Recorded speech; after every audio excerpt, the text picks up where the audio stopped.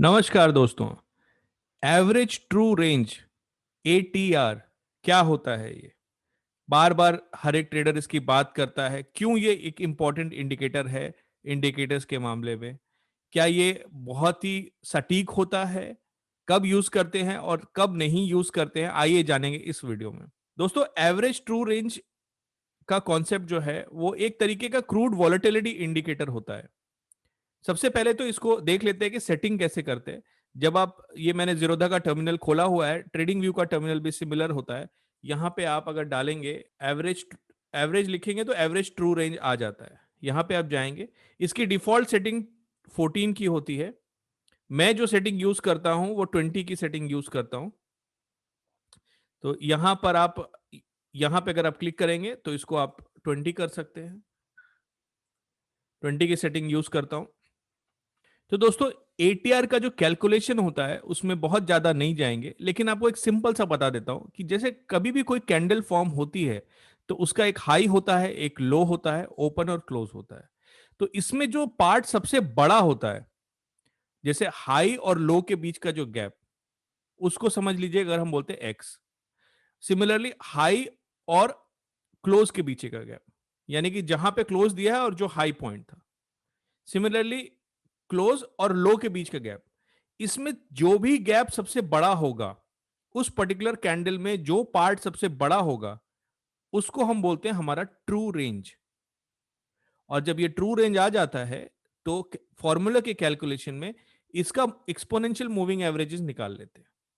तो अगर आपने 20 सेटिंग डाली है तो 20 डेज का मूविंग एवरेज, इसका मतलब जो भी कैंडल फॉर्म हो रही है उस कैंडल का जो पार्ट भी सबसे बड़ा है, हाई और लो का जो डिफरेंस है, या तो वो सबसे बड़ा है, या फिर क्लोज और हाई का जो डिफरेंस है वो सबसे बड़ा है, या फिर क्लोज और लो का जो डिफरेंस है वो सबसे बड़ा है। जो सबसे बड़ा है वो हमारा टू रेंज हो जाता है और उसका मूविंग। ये क्यों, इसका पीछे का लॉजिक क्या है? लॉजिक बहुत सिंपल सा है कि मार्केट में जो वीक बनता है, जो हमारे जो बड़े बड़े विक यानी कि जो बड़ी बड़ी कैंडल की जो पूंछ बनती है, वो कहीं ना कहीं कुछ बयान करती है। जैसे कि अगर मार्केट अचानक से डिप लेता है बहुत तेजी से और अचानक से उसमें रिकवरी आ जाती है तो वो एक वीक बनाएगा, राइट? लेकिन वो कोई भी इंडेक्स है या कोई भी कमोडिटी है, वो अचानक से क्यों डिप लेता है? इसका मतलब कोई भी ऑपरेटर ने हैवी क्वांटिटी सेल करी है। तो वो उस पर्टिकुलर डेटा को कोई भी दूसरा इंडिकेटर ठीक से कैप्चर नहीं करता है, इजीली कैप्चर नहीं करता है। ATR उसको बहुत ब्यूटीफुली कैप्चर करता है। तो न केवल ये हाई लो को देखता है, न केवल ये कैंडल ओपन क्लोज को देखता है, बल्कि ये सारे तीनों डिफरेंसेस का जो ट्रू रेंज आता है, जो हाईएस्ट होता है, उसको ट्रू रेंज लेके तो ये आपको बताता है कि उस दिन एक्चुअल में वॉलेटिलिटी कितनी थी उस पर्टिकुलर कैंडल में। और जब आप उसका 20 दिन का एक्सपोनेंशियल मूविंग एवरेज निकालते हो तो आपको पता लग जाता है कि वॉलेटिलिटी घट रही है या बढ़ रही है। मैं वॉलेटिलिटी एक बहुत वास्ट सब्जेक्ट है और इस पे बहुत लोग मुझे ट्रोल करते हैं। तो मैं एक फाइनेंशियल इंस्टीट्यूशन के लिए मैंने वॉलेटिलिटी की मॉडलिंग और ट्रेडिंग भी करी हुई है। तो मैं वो उसमें वॉलेटिलिटी में नहीं जा रहा हूं। मैं पहले ही बोल रहा हूं कि बहुत ही क्रूड इंडिकेटर है, लेकिन मैं मानता हूं कि मार्केट में सक्सेस पाने के लिए सिंपल चीजें भी वर्क करती हैं। तो इसको हम सिंपल ही रखते हैं और ये बहुत सिंपल क्रूड इंडिकेटर है वॉलेटिलिटी का। जैसे कि अगर आपको यहां दिखाऊं, यहाँ पे आप देखोगे बड़ी बड़ी कैंडल्स बन रही हैं। यहाँ पे बड़ी बड़ी कैंडल बन रही हैं, विक भी बड़े बड़े बन रहे हैं। ये बड़ी कैंडल बनी और उसका विक भी बड़ा। तो ATR काफी हाई है। यहाँ पे ATR 27 दिख रहा है आपको, राइट? और उसके बाद धीरे धीरे कैंडल जो है छोटी होना शुरू हो जाती है। इतनी छोटी हो जाती है कि ओपन हाई लो क्लोज सब कुछ एकदम बोरिंग सा ही हो जाता है। तो आप देखोगे एकदम ATR कम हो जाता है। तो ATR का यही रोल है, ये आपको बताता है कि कैंडल्स का जो पैटर्न है पिछले 20 दिन का, वो कैसा हो रहा है, किस तरफ जा रहा है। और मेरा ऐसा मानना है कि वॉलेटिलिटी का कंप्रेशन और एक्सपेंशन होता रहता है मार्केट में। ऑपरेटर लोग ऐसा करते रहते हैं, उसका क्या लॉजिक है किसी और वीडियो में समझाएंगे आपको।